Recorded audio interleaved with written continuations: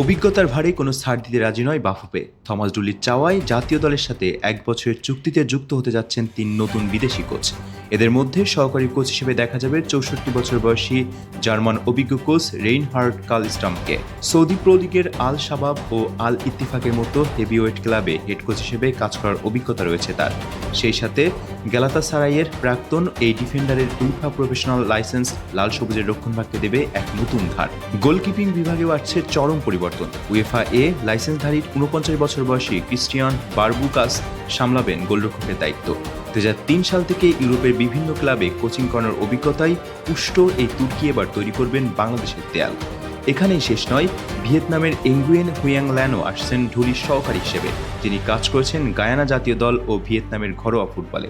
শুধু জাতীয় দলই নয়, খেলোয়াড় বাছাই এবং বয়সভিত্তিক দলের উন্নতির পেছনেও কাজ করবেন এই ভিয়েতনামিজ কোচ। তবে চমকপ্রদ বিষয় হচ্ছে ৩ বিদেশি হাই প্রোফাইল কোচ আনার পরও ক্ষান্ত হননি থমাস ডুলি। তিনি সাবকে সামনে রেখে আরও ৩-৪ জন লোকাল কোচিং স্টাফ দাবি করেছেন ন্যাশনাল টিমস কমিটির কাছে। আপাতত হাসান আল মামুন থাকলেও সেপ্টেম্বরের ক্যাম্পের আগেই পূর্ণাঙ্গ কোচিং ব্রিগেড নিয়ে নামতে প্রস্তুত বাংলাদেশ। আন্তর্জাতিক মানের এমন হাই প্রোফাইল কোচিং প্যানেল কি পারবে লাল সবুজকে ২৩ বছরের সেই অধরা সাবের ট্রফি উপহার দিতে?